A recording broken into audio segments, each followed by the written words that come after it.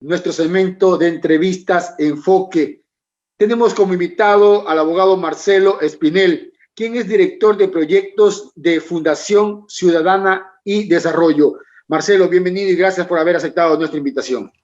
Fabricio, buenas noches. Para mí es un gusto poder acompañarlos el día de hoy y poder hablar al respecto de qué es lo que ha hecho o tal vez no ha hecho la Asamblea Nacional durante el ejercicio de su mandato.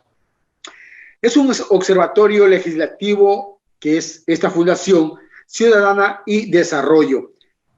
Básicamente, ustedes analizan y observan la gestión legislativa y fiscalización de la Asamblea. Vamos a hablar sobre el periodo de los asambleístas 2017-2021. Estos actos de corrupción que se han dado a lo largo de esta pandemia y un poco antes han dejado mal parados a los legisladores, así como también a la institución.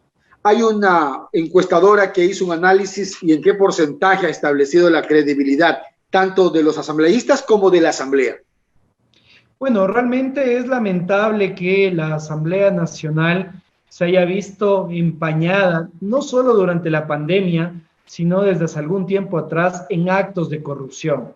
Y esto llama mucho más aún la atención, considerando precisamente que las entidades parlamentarias, las asambleas, los congresos tienen una naturaleza representativa, es decir, que tratan de representar, valga la redundancia, las distintas posiciones ideológicas, las preocupaciones, las perspectivas de la ciudadanía en el Parlamento.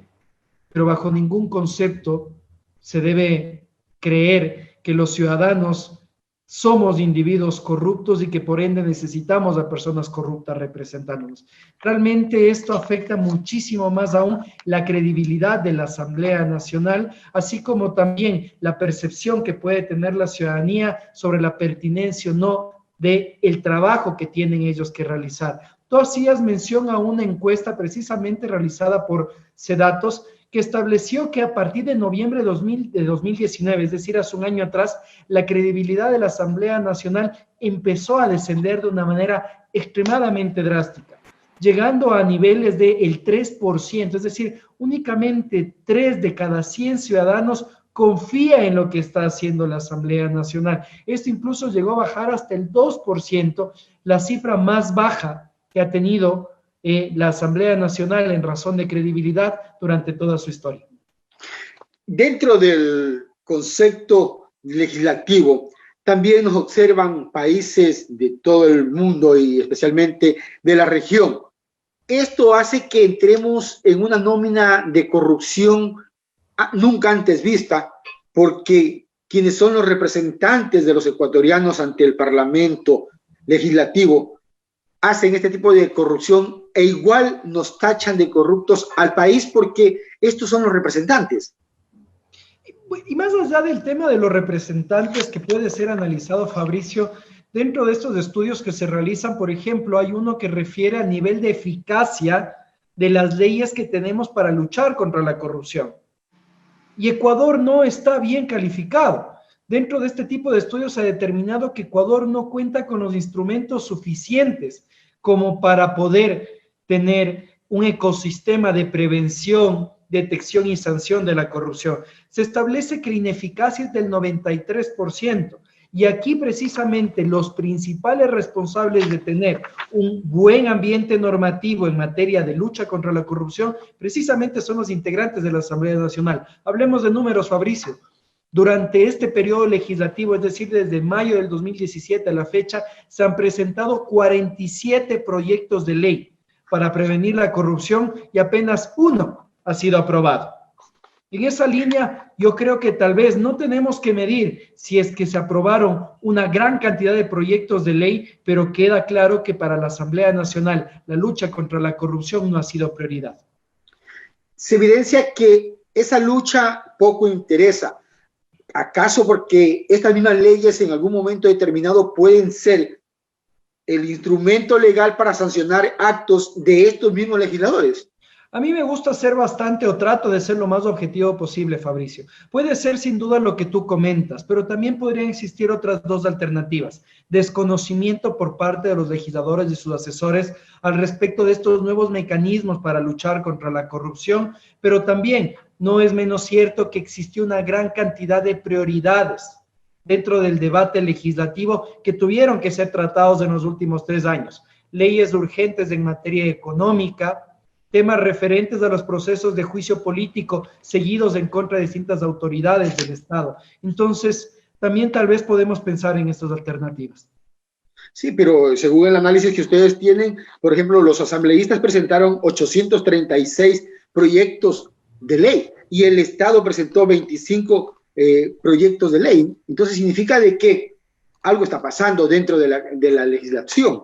Yo hago otro análisis un poco distinto, Fabricio, y tal vez distinto desde las perspectivas, no digo que el uno sea correcto o el otro incorrecto. Durante este periodo legislativo se ha presentado el triple de proyectos de ley en relación al anterior periodo legislativo. Y eso es algo que llama muchísimo la atención, en el sentido de que podemos preguntarnos o podemos concluir que esta asamblea es mejor que la anterior porque ha presentado más proyectos de ley. Tal vez para algunos ciudadanos pueda ser que sí, pero ahí es cuando tenemos que analizar, por ejemplo, el aspecto cualitativo de estos proyectos de ley.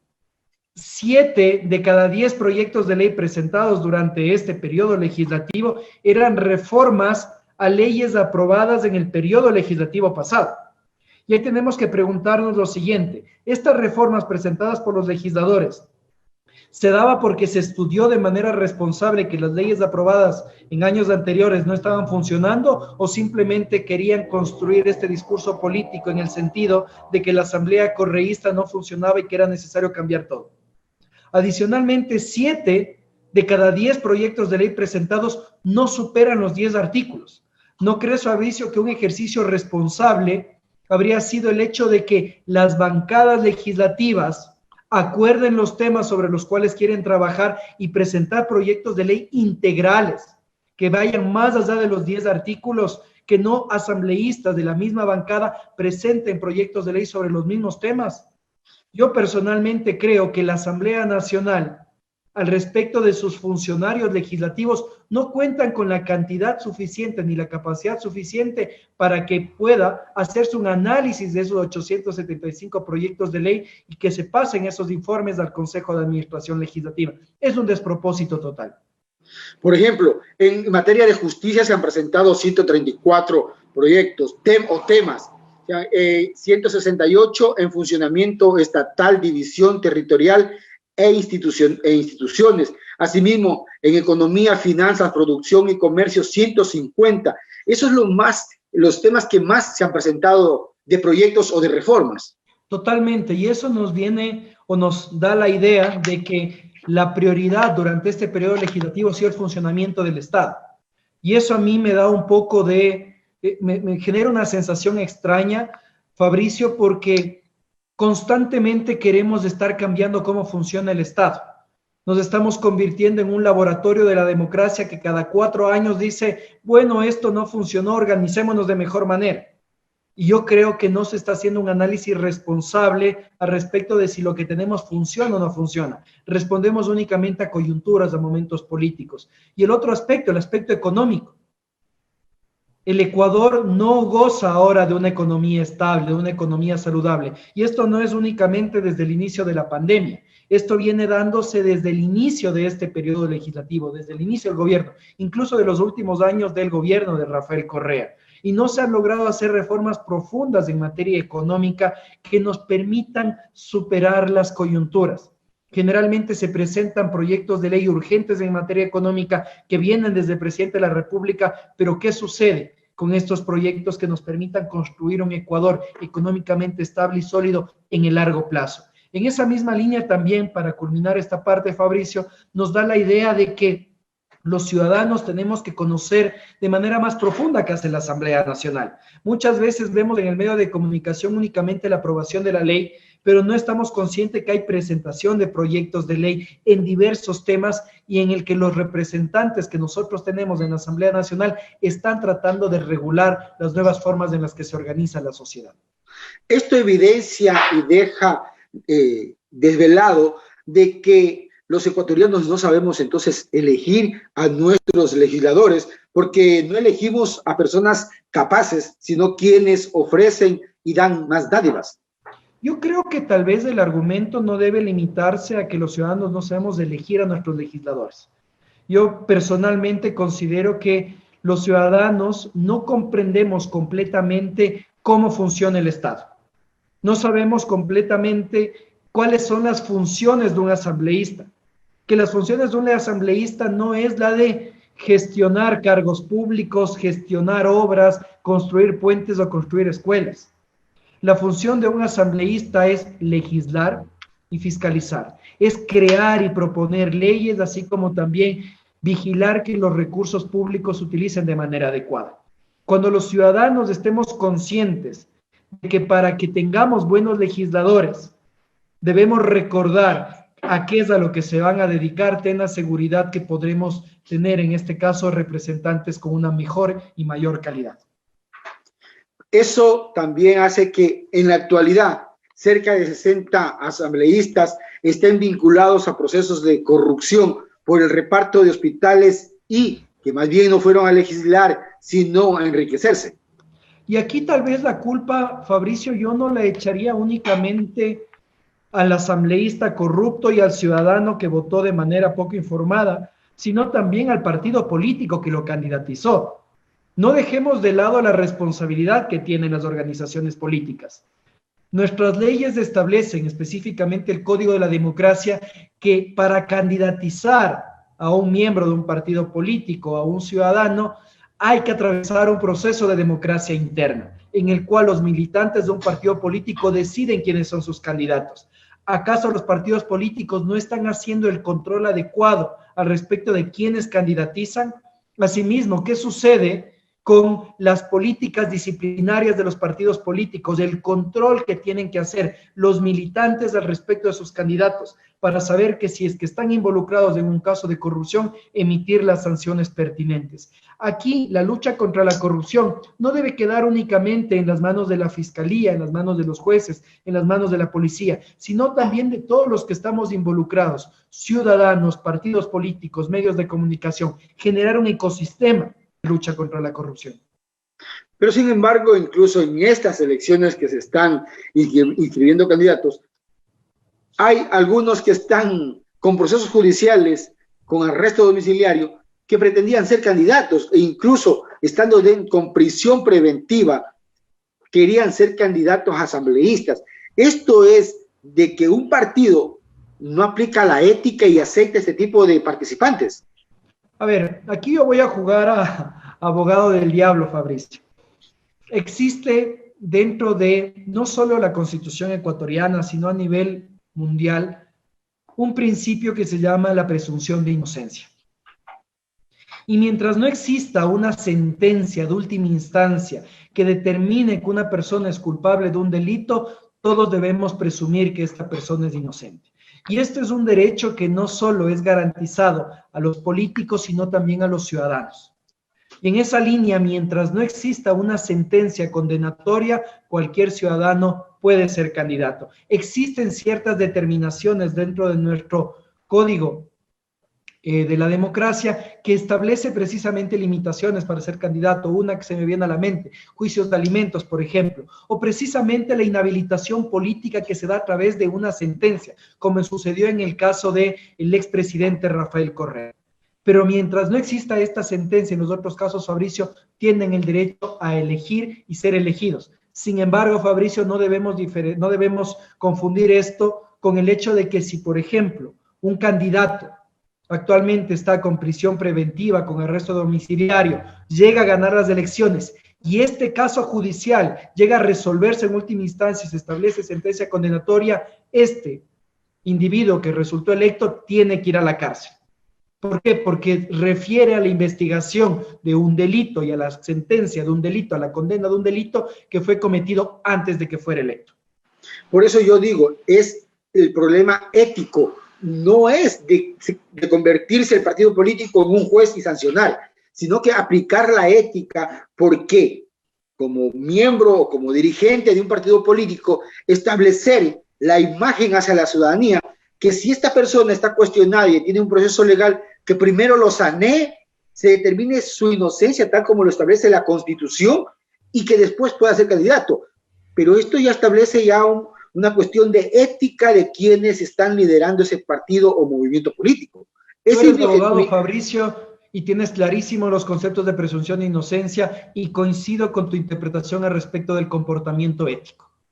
Los partidos políticos deberían hacer un control ético al respecto de sus actuaciones porque, como decía en un inicio, los ciudadanos vamos a elegir a nuestros representantes y bajo ningún concepto yo quisiera elegir a alguien a quien se ha puesto en duda su calidad moral, así como también el respeto de las normas vigentes en el país. Como observadores o observatorio legislativo, en esta Fundación de Ciudadanía y Democracia, hay un punto Ciudadanía y Desarrollo, perdón. Hay un punto que la gente cuestiona mucho. Por ejemplo, sí, el derecho a elegir y ser elegido es un principio constitucional y también está contemplado en el Código de la Democracia. Pero también la gente dice, ¿por qué es tan fácil que una persona sea candidato y que no se establezca una serie de requisitos como, por ejemplo, tener por lo menos un título de tercer nivel para que pueda tener conocimiento de las leyes y se evite este tipo de problemas? La respuesta es sencilla, Fabricio.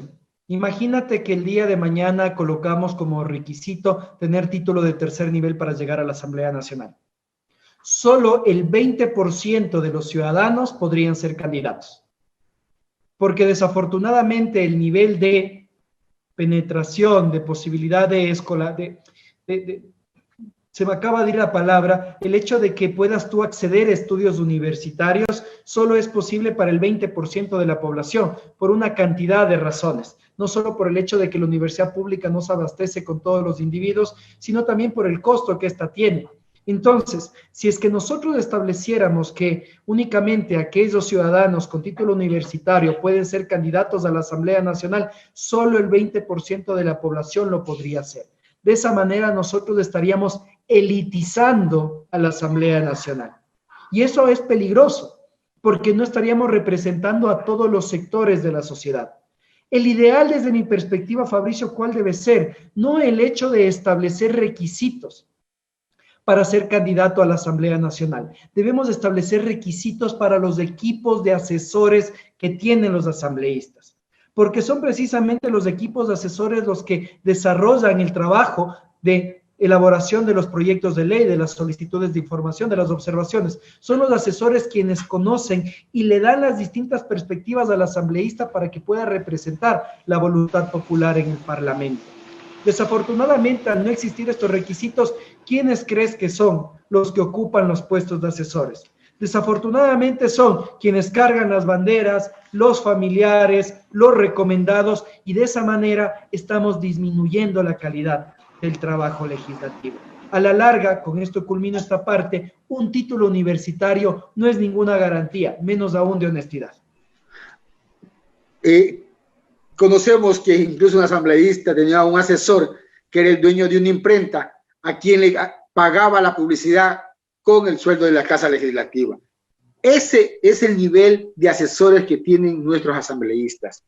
Marcelo Espinel, la ley anticorrupción vetada por el presidente Moreno en 2018 no fue tratada nunca más dentro de este periodo legislativo desde que inició y que culmina ahora en el 2021. ¿Cuál es la trascendencia? ¿Cuál es la afectación de que no se haya continuado con esta ley anticorrupción?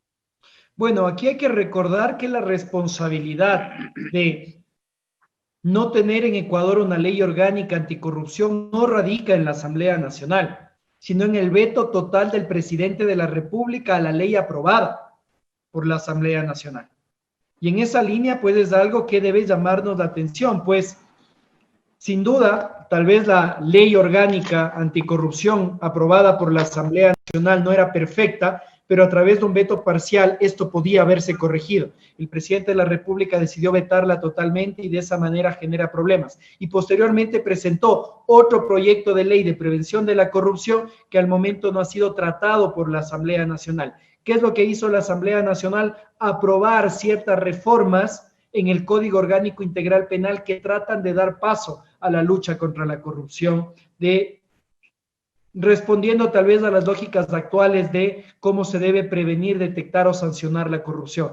Creo que debemos plantearnos aquí si es que el Ecuador necesita precisamente una ley orgánica de lucha contra la corrupción o es necesario hacer una reforma en distintos cuerpos legales para que podamos mantener esta especificidad. ¿A qué me refiero, Fabricio? ¿Debemos colocar en una ley orgánica de lucha contra la corrupción las normas a seguir para prevenir la corrupción en las compras públicas? ¿O es tal vez necesario hacer una reforma puntual en la ley orgánica del Sistema Nacional de Contratación Pública? ¿Es necesario tener una ley orgánica contra la corrupción o hay que hacer una reforma a la Ley de Transparencia y Acceso a la Información Pública? Y lo mismo se puede aplicar a los distintos sectores que han sido regulados a través de distintas leyes. Mucho cuidado con tener una ley muy general en lugar de irnos a la especificidad de cada sector. Esos son planteamientos que debemos hacernos de cara al siguiente periodo legislativo y a los nuevos asambleístas que integrarán a la Asamblea. Por ejemplo, en el proyecto de reformas al Código Orgánico Integral Penal, había sobre la ley anticorrupción, había la extinción de dominio. Y esa parte de las reformas no fue aprobada. Estas reformas fueron parcialmente aprobadas. Sobre la ley de extinción de dominio, los asambleístas no quisieron que pase. Sí, yo creo que hubo visiones contrapuestas al respecto de esto y pueden existir dos interpretaciones. La una, existieron sectores que decían que los asambleístas se están protegiendo, que están protegiendo a ciertas clases políticas, y otra que hablaban al respecto del debido proceso, que no se pueden incautar bienes si es que no existe una sentencia. En esa línea, pues, la Asamblea Nacional decidió no aprobar estas reformas, pero actualmente, y esto lo veo de manera positiva, se está discutiendo una ley de extinción de dominio, que ya no son estas reformas puntuales, sino tal vez es un andamiaje jurídico normativo un poco más amplio, y pues este proyecto de ley ya atravesó, ya superó la etapa de primer debate. Actualmente la Comisión de Participación Ciudadana está incorporando las observaciones para poder realizar el informe de segundo debate y ojalá este periodo legislativo apruebe esta ley de extinción de dominio que, ojo, fue establecido dentro de la agenda propuesta por César Litardo para los últimos 2 años de su presidencia. Esta agenda está presentada desde el 21 de agosto y de 4 leyes, como la Ley Orgánica del Sistema Nacional de Contratación Pública, Ley de Turismo, Ley de Extinción de Dominio y el Código Orgánico de la Función Judicial, que ya fue aprobado, están en stand-by para un segundo debate. Exactamente, y eso es lo que debería tratar la Asamblea Nacional en las siguientes semanas y meses. Creo que es importante que el país cuente con esta normativa. Tal vez aquí hay que hablar sobre la trascendencia de esto, Fabricio. Muchas veces los ciudadanos nos sentimos inconformes con la Asamblea Nacional porque comparamos la gestión de los asambleístas con la de un alcalde. Cuando un alcalde construye una calle, construye una escuela, construye un hospital, cuando realiza obra pública es algo que nosotros podemos ver, que podemos sentir. Los efectos de las leyes tal vez los ciudadanos no lo sienten de manera inmediata o incluso tal vez no lo van a sentir. Pero debemos comprender que precisamente la aprobación de esas leyes es lo que a nosotros nos permite actuar dentro de la sociedad, que nos permite recibir ciertos beneficios, protección estatal, garantía de nuestros derechos. Y en esa línea, el hecho de que se trate de reformar la ley de turismo, la ley de contratación pública, va a ser necesario para que podamos desarrollar la economía de nuestras ciudades bajo nuevos paradigmas, así como también tratar de tener contratación pública que sea más transparente y más eficiente. Es decir, que los políticos aplican la politiquería aprovechando la ignorancia de los mandantes, ignorancia en el aspecto de desconocimiento, no del otro de ignorante. Yo creo que sí, desafortunadamente aquellos políticos que hacen un mal uso, ya sea de un cargo, de una candidatura, engañan a los ciudadanos diciendo que van a llegar a la Asamblea Nacional para garantizar que las calles estén pavimentadas, cuando eso no es una de las atribuciones de los asambleístas. Esa es la atribución del alcalde, es la atribución del prefecto. En ese sentido, pues es importante que los ciudadanos comprendamos de manera clara que los asambleístas van a aprobar leyes y deben controlar el buen uso de recursos públicos.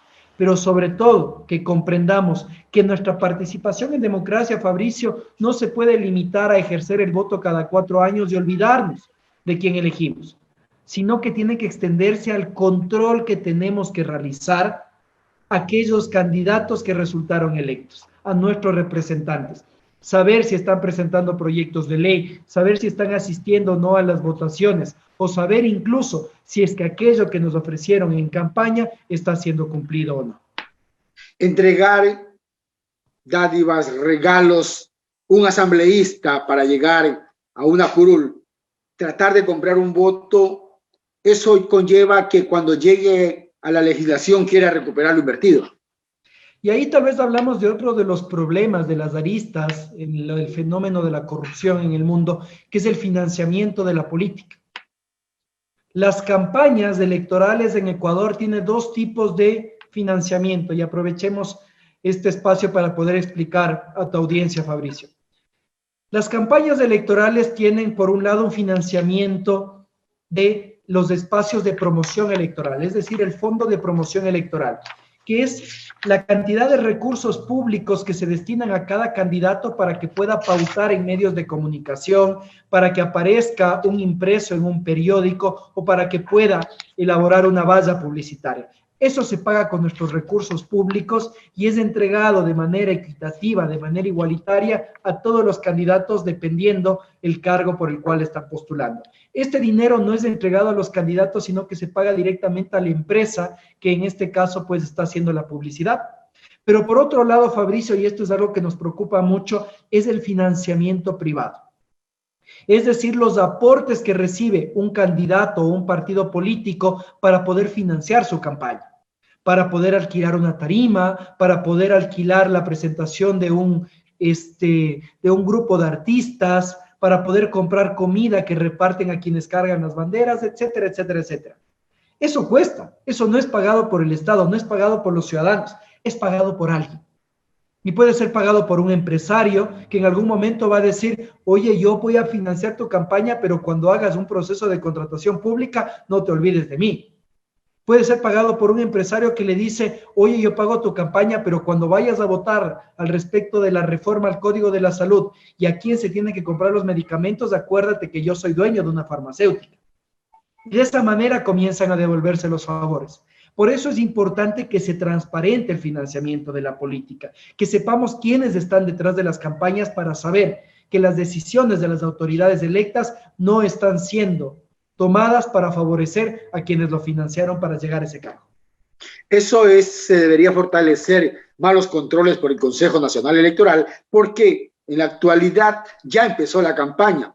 Todas las paredes de las ciudades están pintadas y ya hay recorridos por varios sectores en todas las ciudades, haciendo campaña por A o B candidato. Y esos recursos no son reportados ni contabilizados dentro del gasto electoral. En teoría, Fabricio, son contabilizados. El problema que nosotros tenemos es el siguiente. No sabemos si están siendo reportados adecuadamente por las organizaciones políticas y no sabemos si es que las autoridades electorales están haciendo el control debido de esto. En esa misma línea, esta información no es del todo transparente.